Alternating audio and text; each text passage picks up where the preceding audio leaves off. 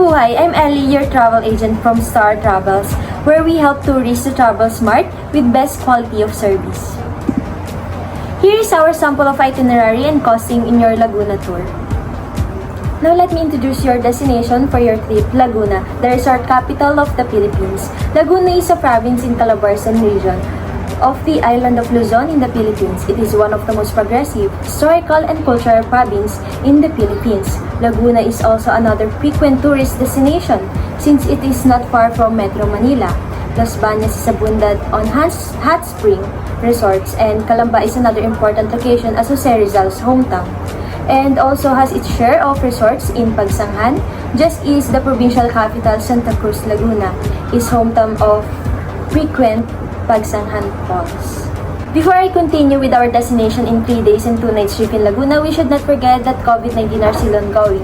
So we should follow guidelines implemented by IATF, Department of Health, and Department of Tourism.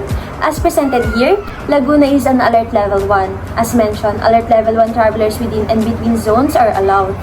MICE venues, activities, tourist attraction that are accredited, hotel staycation, and dining establishment are allowed to fully operate at 100%. The only requirement you should bring is your vaccination card or your vaxxer. For your day 1 from Manila, you will be leaving at 7 a.m. departing by private bus to Santa Rosa, Laguna with a 1 hour and 30 minutes travel time, with the estimated arrival time in your hotel at Sedano Valley. After the rest time in your hotel, by 12 noon you will be having free lunch at Sedano Valley, and exactly 1:30 p.m. you will have adrenaline rush by experiencing high life as an X-Game athlete at Nuvali. Nuvali is one of the popular for those who love nature and wanting to try sports like biking, baseball, volleyball, and lastly their famous wakeboard activity.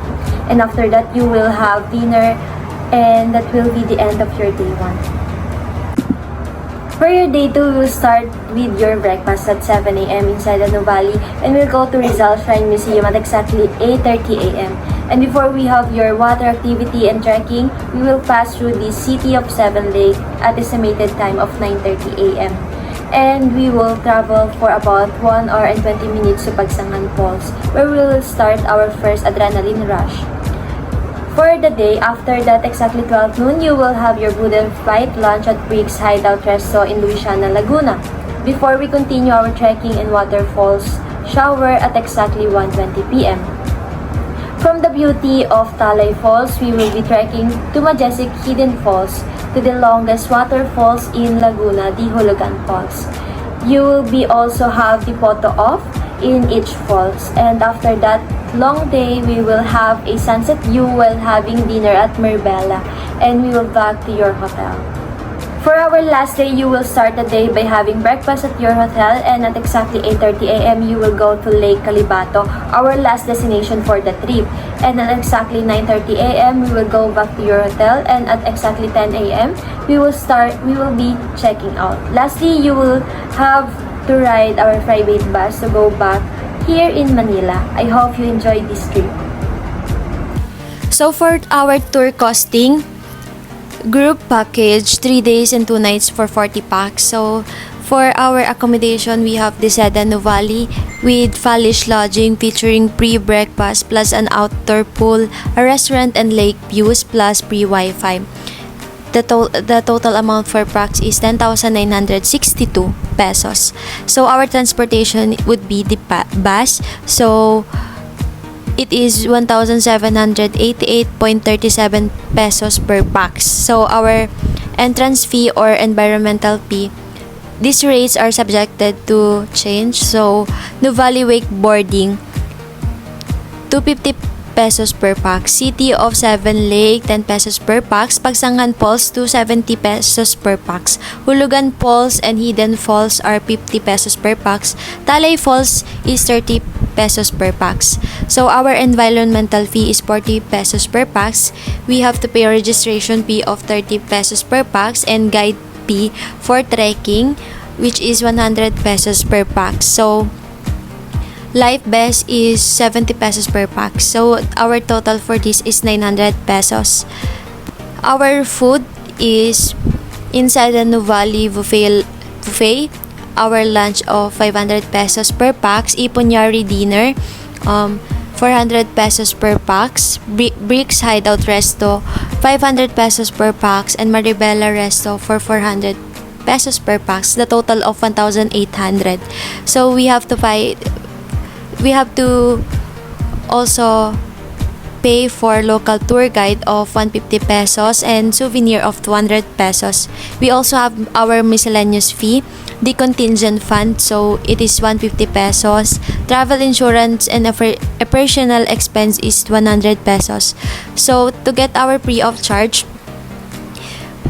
the total amount for the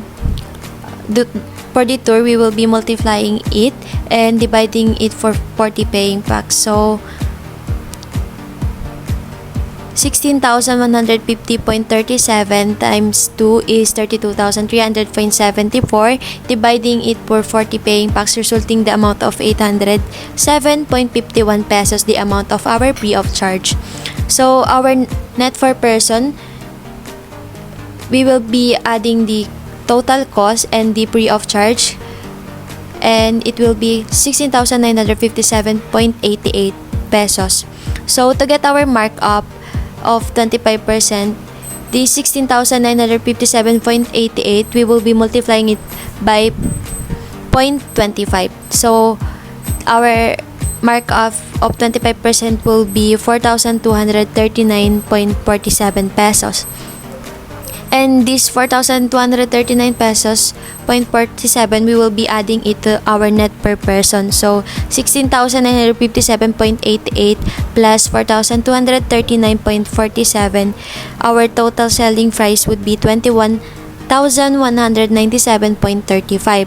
So to get our 10% commission, the 21,197.35, we will be multiplying it to 0.10. So our commission is 2,119.73 per pax.